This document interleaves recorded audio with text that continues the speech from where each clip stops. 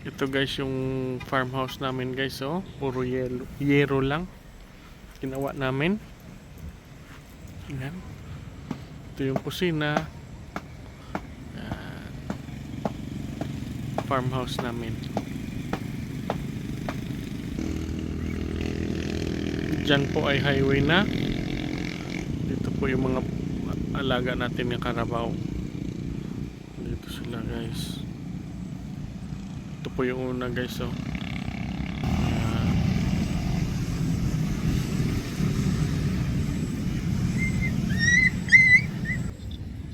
Yan siya guys, oh. Makain.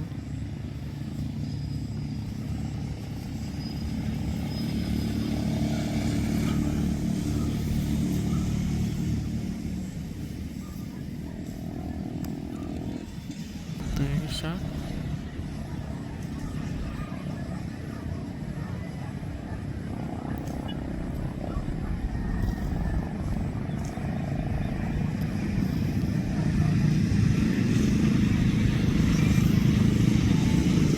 Batang bata po ito, malaki ito. Ganda yung genetics nito na kalabaw. Yung isa ang lalaki. Yan, oh.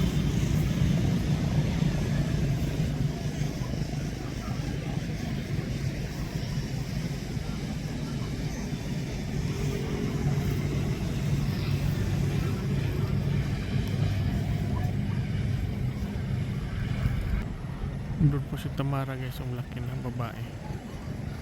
Yan siya. Doon siya sa dulo. Nalagay nila ni RB.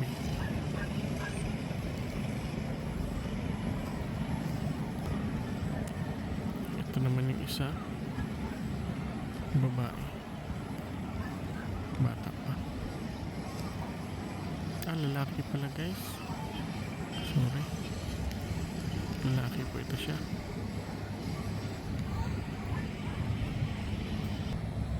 Yung isa lang doon sa kabila. Yan siya.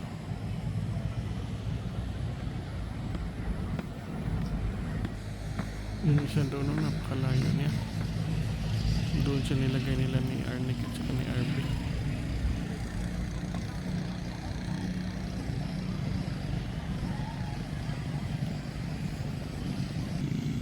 Ito guys, so lumapit siya, oh.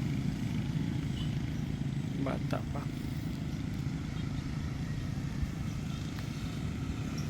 Yan siya. Natakot. Takot siya, natakot. City sign nandun pala guys, so sa kabila. Hindi ko nakita. Doon siya.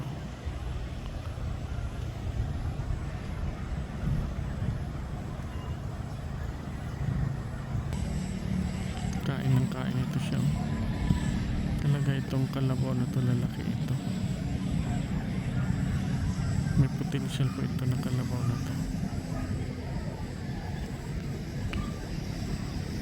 Ito yung si Tamara.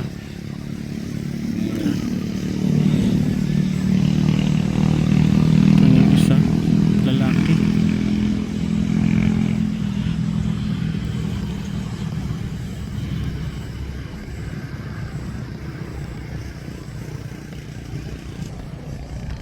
Kain pa rin ng kain ng isa.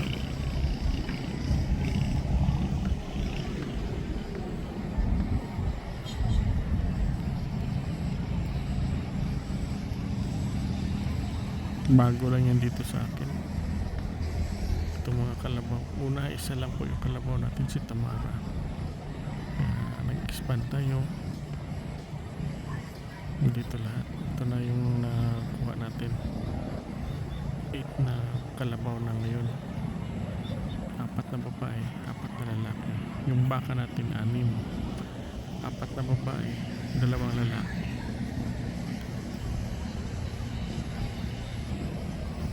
Ito yung baka natin na lalaki, 1 lalaki. 2 lang to sila eh. Ito yung maliit. Lalaki.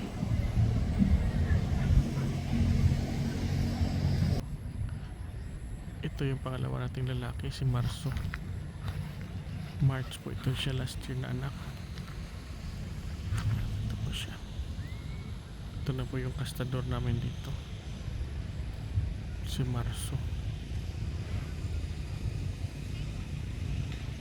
Shoutout po kay Sir Conrad, Sir Jaden, Alexander, kay Boss Roger, kay Madam Sol. Shoutout sa inyo. Gusto na kayo dyan? Ito na po yung baka natin na bili kay Boss Roger. Bata pa po ito. Nakuha natin sa kanya. Ito. Nakuha namin, kasama namin si Sir Conrad at saka yung family niya. Si Jaden, Alexander, at saka yung wife ni Sir Conrad. Ito po yung kuha namin na baka pagpunta natin sa kanila ni Boss Roger. Ito na po. Maila pa. Takot pa sa mga tao. Doon tatlong baka natin, oh. Isa lang doon. Maliit pa, babae. Ito babae rin.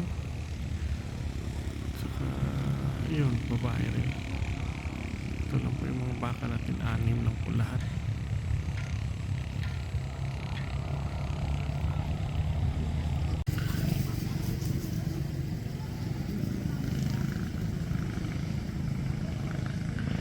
Ito na po lahat sila guys, yung mga alaga natin.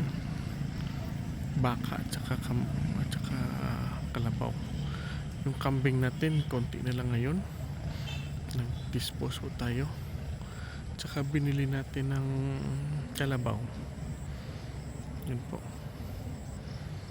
dinispose natin yung kambing at nagbili tayo ng kalabaw.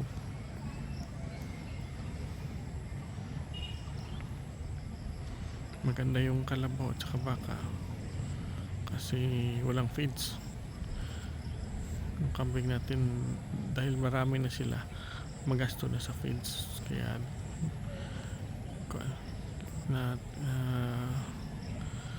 binawasan ko. Pero mayroon pa naman tayo, mayroon pa rin tayong kambing.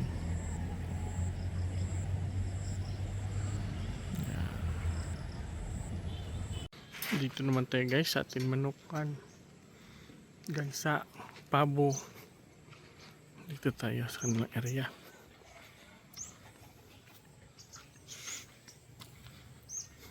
Ito po mga manok natin, mga Rhode Island, gansa natin.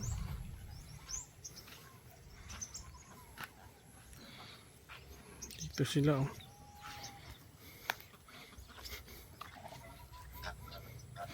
Ito na po yung gansa natin guys, oh. Nanganak, 3.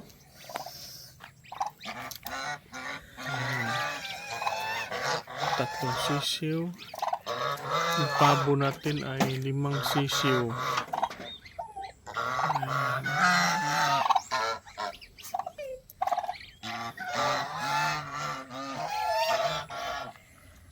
Binabantayan siya guys, oh, kasama nila. Dito naman tayo sa pato natin. Ayan. May 5 sisiw guys. 5 pato. Nilipat ko na dito yung kulungan natin guys, oh. Nursery. Nilipat ko na dito. Bantay sarado, oh.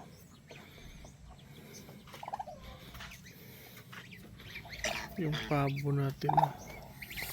5. 3. Yung rabbit natin guys, oh.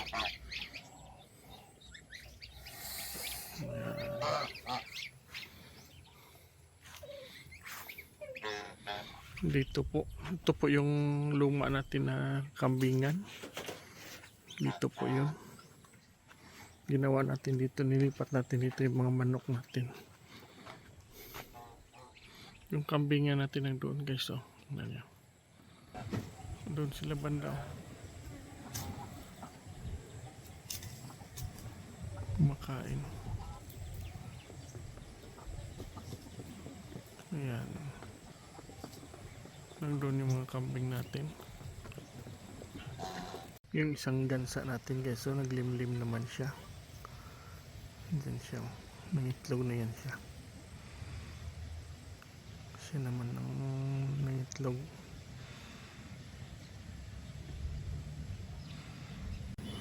Doon po yung kambing natin kumakain guys, oh.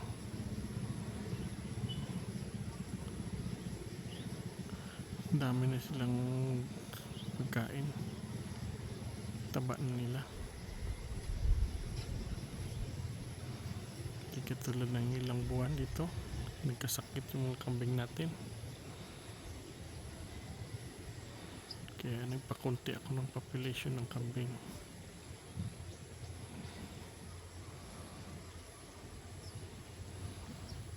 Dinispose ko po yung iba. Baboy natin na isa, free range. Taba na niya. Ayun, kinakain siya. Iwan ko kung buntis na ito. Yan siya.